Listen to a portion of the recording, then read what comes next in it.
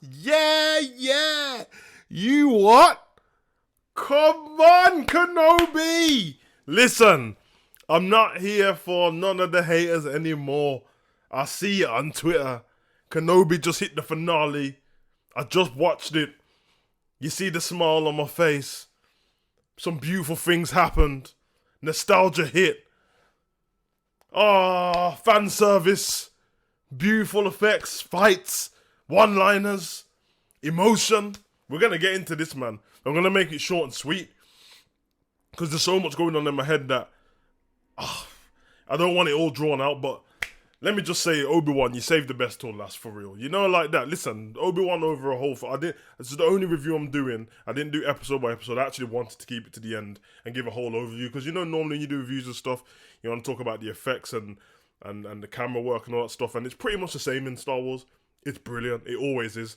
Their TV shows on Disney Plus look like the movies. The movies look like the show. You get what I'm saying? It's perfect. So we're going to give them all of that. All of your staff, shout out to all of you guys. What we wanted from this in fan service was a great story. We didn't want it to be too woke. I ain't gonna lie, the first bit, it felt like it was not, it didn't feel woke or anything like that, but it felt like the whole story didn't revolve around Kenobi.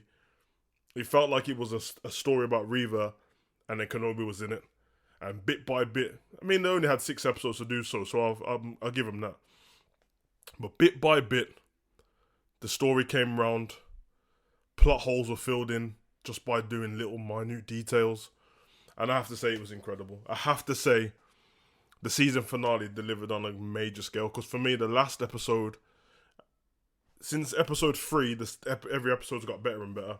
And it made an essential piece of viewing this. I loved every bit of it. But like I said, they hit us with nostalgia.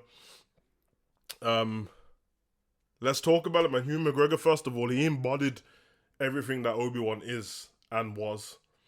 And considering how long ago he played Kenobi, he's jumped back into this role and he's even better. Now, we're going to get into what happened towards the end and stuff like that, but I'm guessing there was parts in this where people found some things a little bit emotional. You know the overview of Kenobi by now. They hit the story perfect. Obviously with Reva, she was one of the younglings when Anakin came and destroyed them all. And she infiltrated the Inquisitors to get revenge on Darth Vader. That right there as a story arc is one of the best story arcs we've had in Star Wars. Like I said, the problem became it started to feel like it was just about her, which wasn't a problem. It's just like, it's Kenobi and it's a massive character, so if you're going to do that, maybe make her a separate program. But I think they balanced it out by the time we got to the end, to the final episode, and I thought her acting was great. No one's acting in this was rubbish to me. I thought everyone played their part perfect. I thought we got the right screen time for each character. If it was going to ask me for what I'd like to see more of, more Darth Vader, obviously. I just want to see more of him being a savage. But as I said, you have to give leeway with these Disney programs because they seem to be doing the 6 or 7 episodes of a lot of them. Is there going to be a season 2 to this? I have no idea. Normally at the end it says Obi-Wan will return or whatever. It didn't say that. But obviously there's always parts you can fit in. With him and Leia, there was a plot hole which I don't know if everyone else noticed. You probably did, especially the diehard Star Wars fans, where if you go from A New Hope when he spoke to Leia, it always seemed like there was a bit cold with each other. Like it seemed like she was calling him General Kenobi. It didn't seem like she had any warmth towards his character, considering when she was a little girl, he spent all of his time saving her. And at the end of this one, when she says, "Will I see you again?" he says, "Maybe when I'm an old man and you're in need of help." But then he said, "But you can't let anybody know because it could put us both in danger." And that one sentence there cleared up the coldness in New Hope. Now I get it, because this is, you know what I mean, there's so much years apart from it. So it's not their fault, but I do like the way they've done that. That's the credit I'll give them. He sacrificed himself on the ship, so Darth Vader wouldn't get the rest of the Jedis. And then obviously he wanted to go and fight Darth Vader himself. He was in turmoil with his inner self, whether he should do that.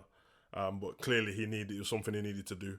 Now, I'm always on like the dark side of stuff, innit? Like I like the villains and things like that. So I'm kind of cold with it now. Obviously, it's a prequel, so we know that both of them ain't gonna die. That's for certain.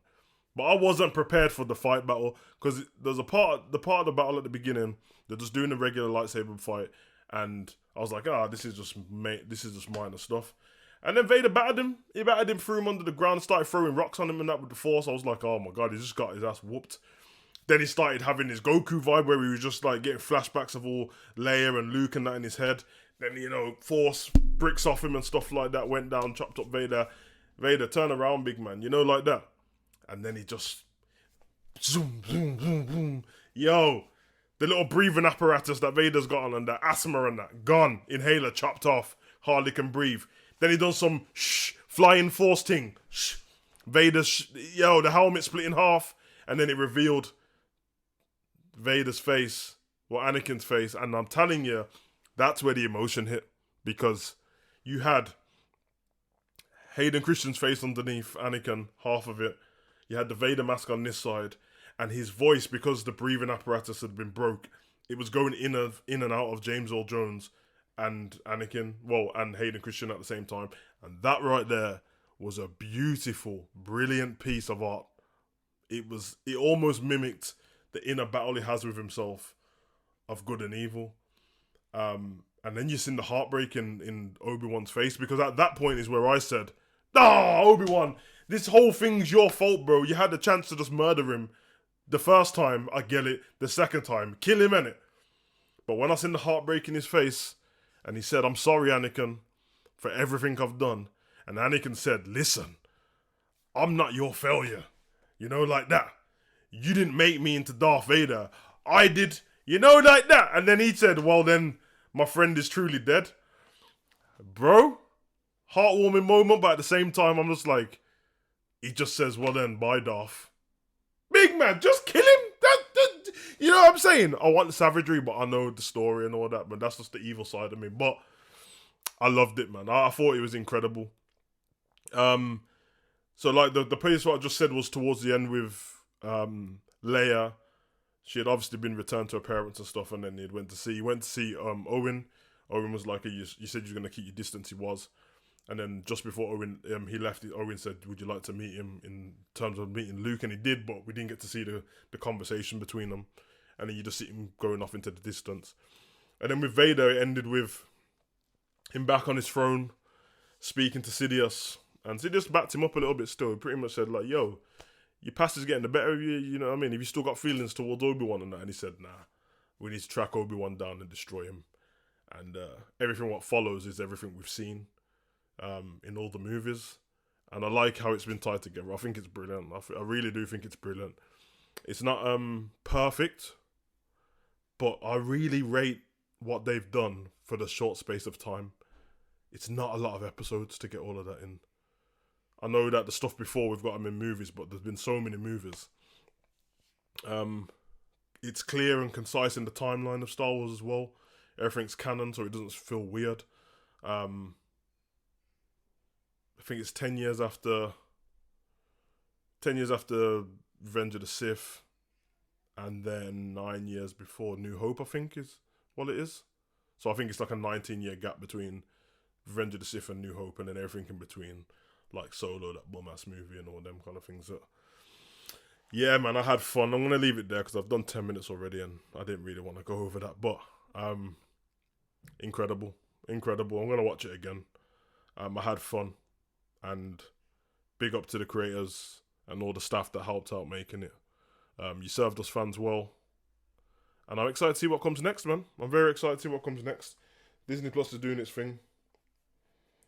Felt like it was just going to be a money-making scheme to get more money, which it obviously is because it's business. But at the same time, if you can serve the fans and make you money, that's the perfect thing there, perfect couple. You know what I mean? Cohesion and all that. So, I've been your boy Good Savage. Comment, like, subscribe, and share. Let me know your best part, your favourite part of the finale, and we're going to chop it up, man. I got new things coming to this channel.